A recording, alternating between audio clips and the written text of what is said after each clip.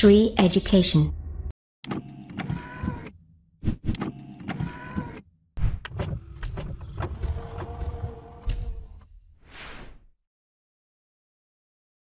नमस्कार दोस्तों, बहुत बहुत स्वागत करता हूं मैं आप सभी का श्री एजुकेशन की तरफ से और मेरा नाम है रवि।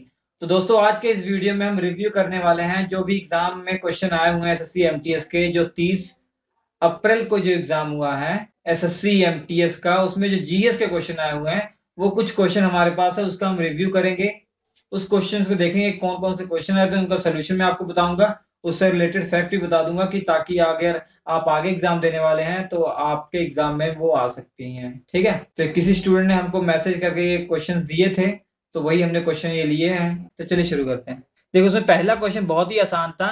भारत का जो 29वां राज्य है वो कौन सा है? तेलंगाना है। ठीक है, तो तेलंगाना जो है भारत का 29वां राज्य, जिसकी राजधानी जो है हैदराबाद है। ठीक है, जिसकी राजधानी क्या है? हैदराबाद है।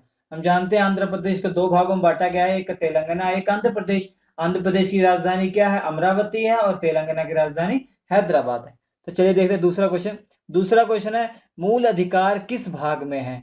किस भाग में मूल अधिकार है? तो ये भाग 3 में है। ठीक है, भाग 3 में है। और जो आर्टिकल की बात करें तो आर्टिकल नंबर 12 से लेकर 35 तक इसका उल्लेख किया गया है मूल अधिकारों का। और आपको ये मालूम होना चाहिए, जब हमारा प्रारंभ मूल संविधान था उसमें 7 मौलिक अधिकार थे, मगर अभी जो है 6 मौलिक अधिकार हैं। इस समय क्या है? 6 मौलिक अधिकार हैं। और जो एक मौलिक अधिकार हटाया गया है वो 44वां जो संविधान संशोधन हुआ था, जो कि 1978 को हुआ था, उसमें हटा दिया गया है 44वें संविधान संशोधन, जो कि 1978 में हुआ था। वो जो हमारा अधिकार था वो संपत्ति का अधिकार था, उसको मौलिक अधिकार से हटा दिया गया। तो फिलहाल कितने अधिकार हैं? 6 अधिकार हैं। तो इतनी बात तो आपको याद होनी चाहिए। ठीक है, चलिए अगला देखते हैं।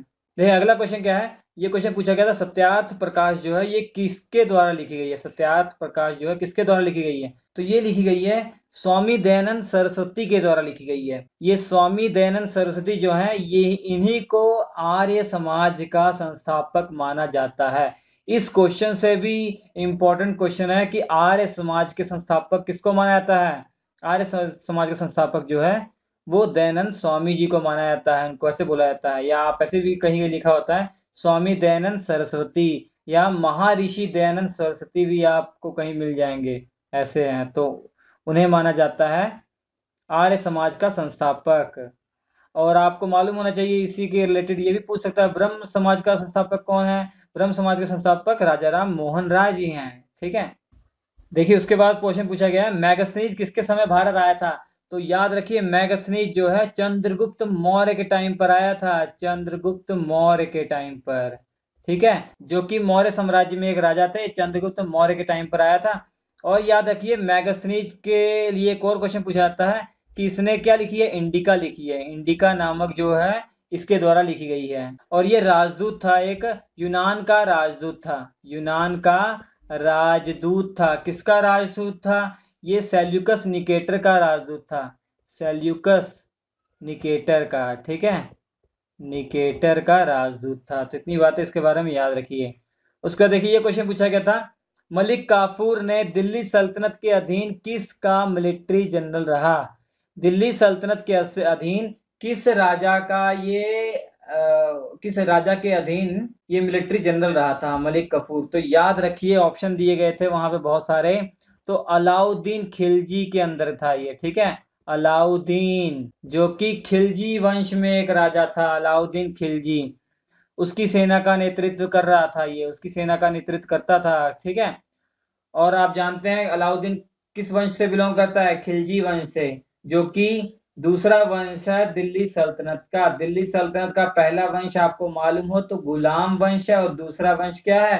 खिलजी वंश है, जिसके संस्थापक है जलालुद्दीन फिरोज खिलजी। जलालुद्दीन फिरोज खिलजी जिसके संस्थापक हैं खिलजी वंश के। ठीक है, तो ये भी क्वेश्चन पूछा जा सकता है।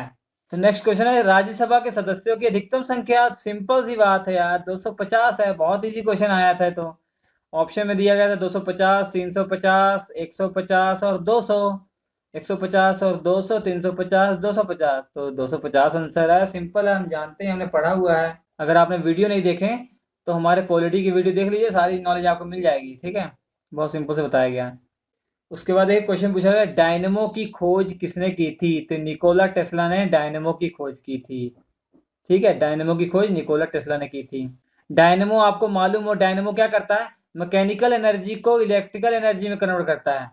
उसके बाद क्वेश्चन है, तिरुपति पहाड़ियाँ किसमें पाई जाती हैं? मतलब ऑप्शन दिए गए थे कि भारत के जो पूर्वी घाट है वहां पाई जाती हैं, या पश्चिमी घाट में पाई जाती है, हिमालय पर्वत में पाई जाती है, कहाँ पाई जाती हैं? तो ये पूर्वी घाट, ईस्टर्न घाट में पाई जाती हैं। ठीक है, क्योंकि तिरुपति जो है, क्योंकि तिरुपति की जो पहाड़ियां हैं वो आंध्र प्रदेश के आसपास है, तो इसी साइड है ना ये, तो यहाँ पाई जाती हैं। ठीक है, उसका देखिए, पीवी सिंधु और साक्षी मलिक जो हैं, इनको 2016 में अवार्ड दिया गया था, तो उस अवार्ड का क्या नाम था? ऑप्शन में था कि Dronacharya award, Arjun award, Dhyanchand award, या राजीव गांधी खेल रत्न अवार्ड। तो राजीव गांधी खेल रत्न अवार्ड दिया था। ठीक है, राजीव गांधी खेल रत्न अवार्ड मिला था, 2016 में मिला था, और 22 अगस्त में मिला था। ठीक है, 22 अगस्त 2016 में मिला था पीवी सिंधु और साक्षी मलिक को। और आपको मालूम होना चाहिए, जो पीवी सिंधु है ये बैडमिंटन प्लेयर हैं, और जो साक्षी हैं मलिक है ये एक रेसलर हैं। उसका देखिए, आईओसी मेंबर इन 2016 में कौन चुना गया था? ऑप्शन में था कपिल देव, दूसरा था शशांक ठाकुर, तीसरा टीना अंबानी, चौथा जो था अनीता अंबानी। तो नीता अंबानी चुनी गई थी 2016 में आईओसी की मेंबर, अंतर्राष्ट्रीय ओलंपिक समिति। ठीक है, इसमें चुनी गई थी। उसका देखिए, फास्टेस्ट सेंचुरी इन टेस्ट 2016, 2016 में किसने फास्टेस्ट सेंचुरी लगाई थी? तो ब्रैंडम मैकुलम ने लगाई थी। ब्रैंडम मैकुलम ने लगाई थी, 54 गेंदों में सेंचुरी लगाई थी, जो अब तक पूरे इतिहास में टेस्ट मैच में सबसे फास्टेस्ट सेंचुरी है। ठीक है, और भारत की ओर से अब तक फास्टेस्ट कितनी मारी है? 74 गेंदों में कपिल देव ने। उसके बाद नंबर आता है 78 गेंदों में वीरेंद्र सहवाग ने। वीरेंद्र सहवाग के बहुत सारे रिकॉर्ड हैं, अंडर 100, 100 के अंदर, 100 गेंदों के अंदर सेंचुरी लगाने में इनके बहुत सारे रिकॉर्ड हैं। 7-8 बार लगा चुके हैं वीरेंद्र सहवाग, जो कि इंडिया से सबसे ज्यादा हैं। इसका देखिए, मिशन भागीरथ, मिशन भागीरथ है, ये किस राज्य की परियोजना है? तो मिशन भागीरथ जो है ये तेलंगाना में एक परियोजना है, तेलंगाना में। ठीक है, ये नरेंद्र मोदी ने इसका उद्घाटन किया था, अगस्त 2016 में किया था, कि लोगों को पीने योग्य पानी, स्वच्छ जल की मतलब प्राप्ति के लिए। ठीक है, लोगों को प्रोवाइड कराया जाएगा पीने योग्य स्वच्छ पानी, तो इस मिशन के अंतर्गत था ये।